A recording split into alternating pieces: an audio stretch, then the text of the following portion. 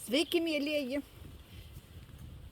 Turiu prašymą vienam komentarė, kad kaip atskirti tą savo išrinktąjį, tą tikrąjį savo gyvenimo partnerį. Taip pat bandysim dabar su Lenormand kortom tą ir padaryti.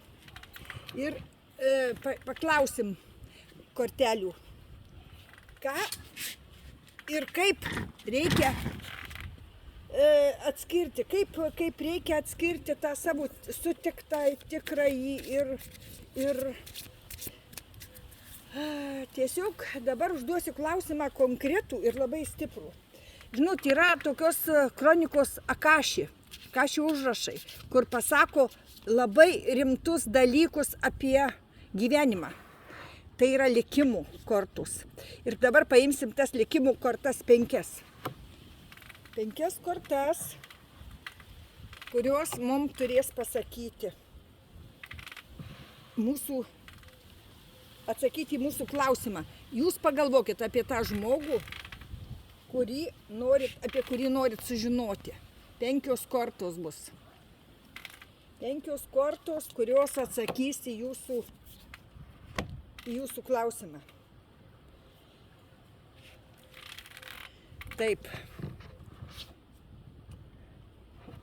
Čia lapė. Lapė, mėnulis, gulbės, paukščiai ir žuvis. Pagal šitą išdėstymą galiu pasakyti tokią jum. Lapė tai yra lapė. Lapė šiaip jau labai gera yra mama.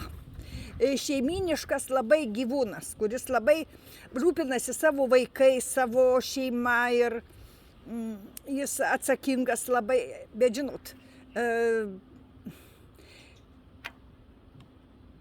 mėnulis tai yra truputį susijęs su mistika, su apgavystė, su svajonėm apie gražią meilę. Paukščiai. Paukščiai, žinot, paukščiai tai yra kalbos, apkalbos, pletkai ir rodo, kad kažkas tai yra tokio. Žuvys meilė ir pinigai, meilė ir sėkmė finansinė. Tai yra šiaip jau būtų gera korta, bet jūs dabar pagalvokit, ta aplinka, kažkas jum nori. Lapė tai turi aplinkoj kažkokią tai moterį, kuri jum šnibžda kažkokias tai pletkus, apkalbas. Mąstykit savo galvą, čia patartų daugiau šitaip. Jeigu turit artimą žmogų, tai mąstykit savo galvą. Paimsim papildomas kortas, vėjas, man čia truputį nešioja. Paimsim papildomas kortas. Taip. Šitas žmogus, kuris yra jūsų aplinkoj, ar dabartinis partneris, yra rimtas žmogus. Jisai ir moka mylėti, ir moka svajoti. Mėnulis tai yra tokia svajoklių, tokia romantinė korta, kur rodo tokius santykius, o šuo jau vienareikšmiai. Šuo rodo ištikimą labai draugą, kur atiduos, kur pasiaukos, kur aukosis, kur nebus tas egoistas, nebus tas toksai, žinot, narcizas, kur vien tik tai jo turi būti. Jisai mokės nusileisti, mokės. Dabar ką dar? Patarimo paklausim. Paklausim patarimo. Rodo, judėkit į priekį. Judėkit į priekį tą linkmę, kur einat, kur turit. Bet būkit išmintinga kaip ta lapė. Siekit savo svajonių. Mėnulis svajonės. Mėnulis, žinot, mėnulis permaininga korta. Negalvokit, kad tai bus viskas kaip pasakose. Gyvenimas ne pasaka. Bus ir juodo, ir balto. Bus labai gražūs, pilni jausmai ir jie truputį tokie. Žinot, mėnulis tai pilnas, tai dėl čia, tai vėl jisai ten jaunatis vėl atgauna. Tai ir čia gyvenime tokie eina ritmais, eina tokiais periodais ir čia nieko nedingsi. ir savo kelią turit patys pasirinkti.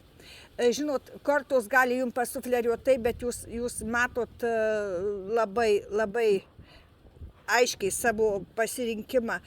Kažkam šita korta gali rodyti išsiskyrimą, o kai kam suėjimą į kartu, į bendrus namus. Dar paimsim tiem, kuriem labai sunkus santykiai dabartiniai šeimoj, kurie dabar turit labai sunkų partnerį ir jums labai sunku apsispręsti, nenorit nieko keisti ir šuo krito, vėl tas ištikimas žmogus, buketas, puokštė, laimė ir inkaras. Kažkam tai patarė išlaikyti tą, ką turit. Išlaikykit ir saugokit ir gerbkit, ką turit. Šuo ir tas lokys, nu, žinot, kaip sakant, nuo vilko ant meškos gali būti. Bet čia rodo, kad tikrai gali turėti labai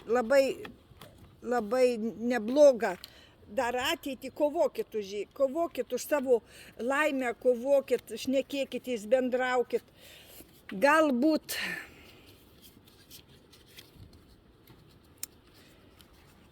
šitos 2 kartų krito kortos likimas. Likimas kai kam sako, kad išmestas inkaras ir mokėkit išsaugoti tą meilę o kai kam tai yra gerai ar blogai, tai jūsų toks likimas.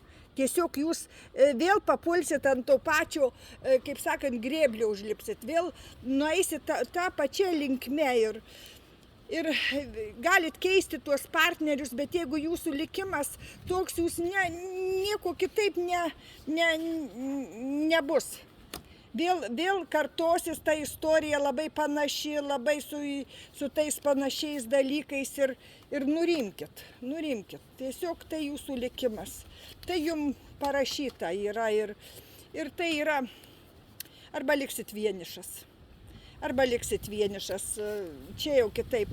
Svajonę turėti gerai svajonę turėti ir žvaigždės svajonė ir ta visuomenė, kas supa jūs, aplinka jūs mato, jūsų va šeima, čia giminės medis. Tiesiog, kai kam, žinot, kas žiūri, gali ir šitai būti. Ir, žinot, yra žmonių, kur keičia, jau paskui tyli, nesiskundžia, bet vėl papuola ant to pačio grėblio ir saugokit savo šeimą. Čia kelios krito labai tokios panašios. Mėlyje, kad pildytųsi, kortelės reikia dėti laikus, reikia parašyti, kad priimu. Nenubėdnėsi dėl 2 eurų, kuriuos užmesit ant to širdelės paspaudę tenais galima.